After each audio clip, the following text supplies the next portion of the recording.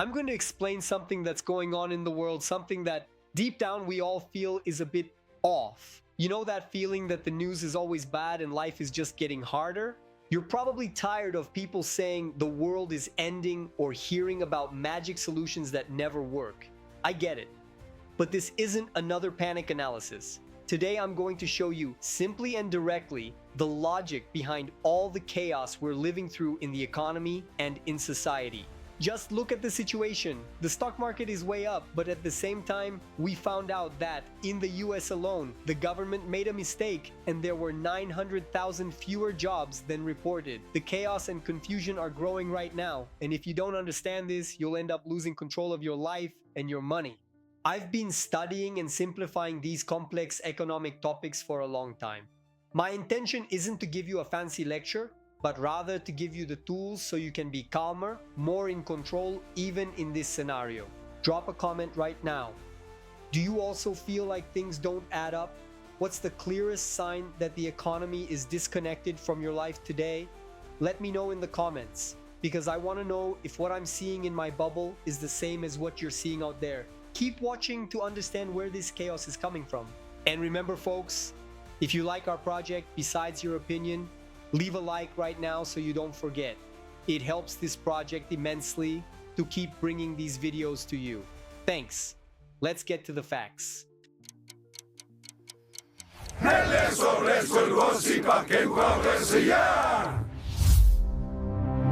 What's happening is that the glue that held us together is drying up. Things like faith, family support, a sense of belonging to a community, and even the value of owning something, property. All of this is weakening. What's left is a system that is very, very fragile.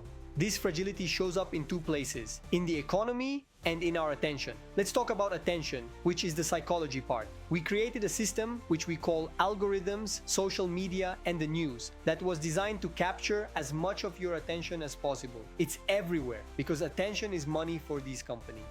What the data shows is that fear and anger are the emotions that work best to keep you glued to the screen. They make you interact, which we call engagement. There's a study that found divisive and highly ideological words have increased significantly in the news. Words like triggering or offensive are up over 500% since 2010. Why? It's not because these social problems exploded out of nowhere, but because media companies realized that to make people pay for news, they have to pick a side. They need to create a fight, a story that grabs you, because being neutral doesn't make money.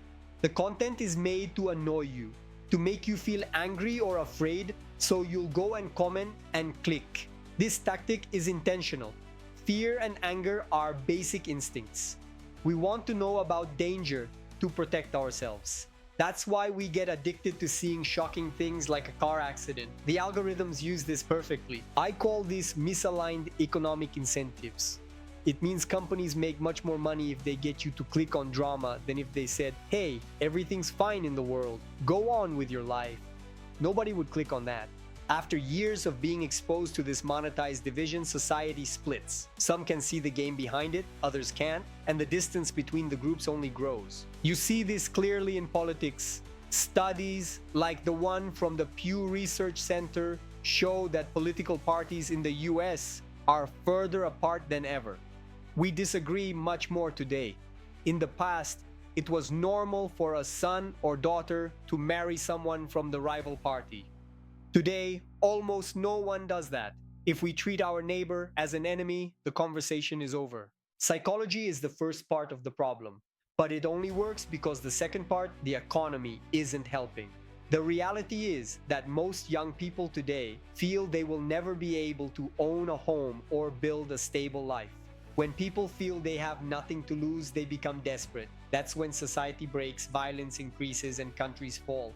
Going back to the cycles, like Ray Dalio's, this economic crisis aligns with what he and others like William Strauss and Neil Howe, who talk about the fourth turning, describe. One important thing, this tactic of using anger to make money isn't new. It already existed in old newspapers. The difference is that past generations had something ours lacks: good financial conditions. In the old days, one salary was enough to raise a family and buy a house. That was the American dream. When your parents were starting out, a house cost about 3 times the annual salary. Today, it costs almost 7 times. You'd buy your first house in your early 20s. Today, the average is 38. And rents have become absurdly expensive. It's easier to make money today, yes, but that money buys less. This means we are becoming a generation of renters, not owners. Along with this, the economy gets sick with problems like unresolved immigration policies in the US, which increases division. What do we do when we have no stability and no community? We seek distraction. If we have nowhere to talk in real life, if we have nothing of value, a home, assets to protect, why would we defend the country or the system? The only thing that seems to be holding society together today is money, the pursuit of material things, and the value of that money is dropping. That's why people are turning to buy now, pay later, that easy credit. There are people buying even pizza on credit, and more than half can't pay it back. It's madness.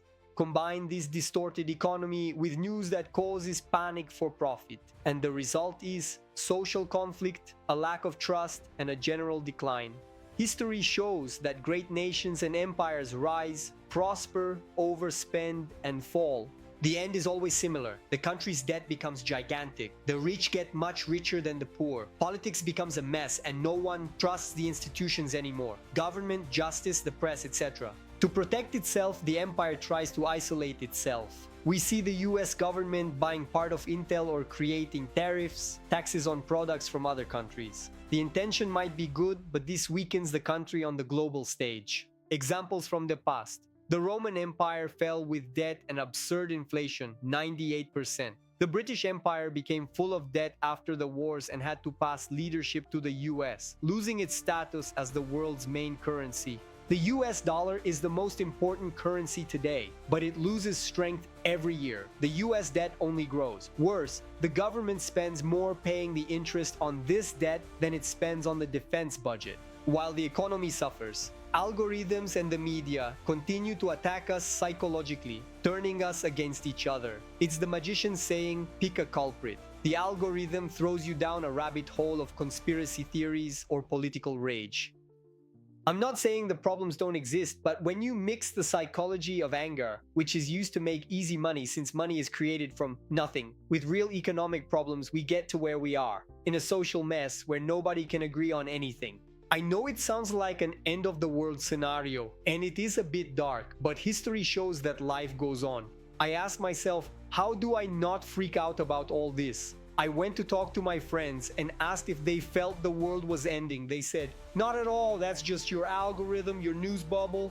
I hope they're right, but if you're also seeing strange things, the solution is to get back to basics. I'm going to focus on building real things, owning solid assets, investing in my family and my community. I'm going to focus on what I can control, working, staying carefully informed, and understanding the why behind things so I don't become a bitter person. This means taking care of yourself, exercise, eat well, and try to reduce time on social media.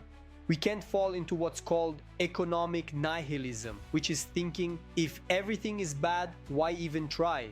That's dangerous. A generation that loses hope starts to want to destroy the system.